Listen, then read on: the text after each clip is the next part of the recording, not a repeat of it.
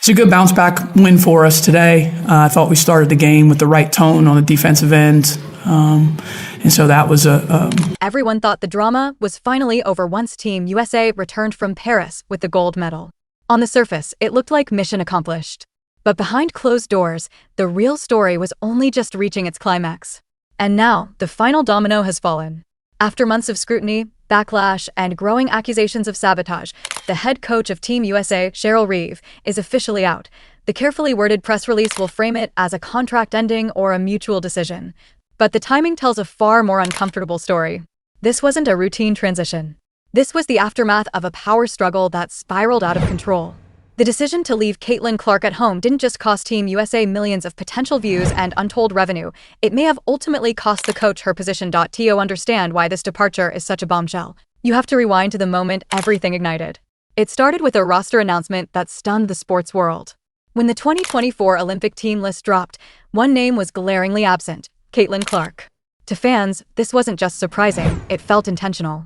Clark was breaking viewership records, selling out arenas, and reigniting interest in women's basketball on a scale the league had never seen. And yet, she was deemed not ready for the international stage.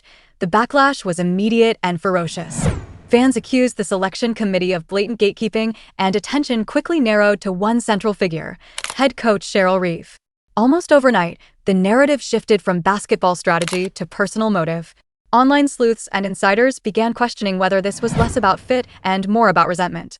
The idea took hold that the league's old guard wasn't skeptical of Clark, they were threatened by her. Rumors spread that Clark's omission wasn't about defense or experience, but about sending a message: you don't skip the line, no matter how popular you are. Instead of embracing the new face of the sport, leadership appeared determined to humble her. And Reeve was placed squarely at the center of that storm, but the tension didn't start with the Olympic roster. It had been building long before Clark ever stepped onto a WNBA court. Reeve had made several public comments that many fans interpreted as subtle jabs. As preseason hype exploded, she criticized the media's fixation on a single player and urged attention toward the league as a whole. On paper, that sounds reasonable. To Clark's millions of new fans, it sounded like bitterness. Each dismissive answer, each eye roll at the hype, reinforced the belief that this was personal. One preseason social media post, where Reeve implied fans were tuning in for reasons other than Clark, became a flashpoint. It was a small moment, but it set the tone for everything that followed. An us versus them dynamic was born. On one side stood a massive new audience demanding access to the most electric player in the game. On the other stood an establishment insisting tradition mattered more than momentum. Then came the numbers, and they were impossible to ignore. While the WNBA enjoyed its most successful season ever, largely driven by the Clark effect, Olympic ratings told a different story. The gold medal game performed well, but nowhere near its potential. Behind the scenes, NBC executives were reportedly furious. They had anticipated historic numbers fueled by Clark's global popularity. Instead, they got a standard turnout.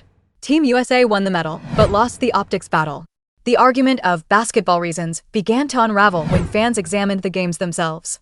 The team struggled with spacing and playmaking, exactly the areas where Clark thrives. During the tight matchup against France, social media erupted with the same refrain: you know who would help right now? Caitlin Clark. Every stalled possession and missed opportunity magnified the absence of the player who wasn't there.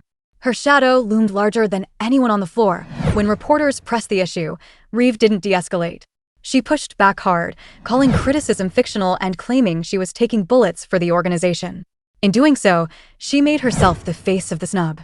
Every press conference became a confrontation. Every answer added fuel to the fire. Privately, the frustration extended beyond fans. Agents and executives understood what had been lost. The Olympics are the ultimate global stage. The viral moments, international exposure, and merchandise opportunities that Clark could have generated were gone. And in professional sports, missed revenue often carries heavier consequences than any loss on the scoreboard. By the time the gold medal was secured, the damage was already done. The toxicity surrounding the program had become impossible to ignore. And now, with Reeve officially out, it's clear the league has chosen to move forward, quietly acknowledging that this wasn't just about basketball. It was about power.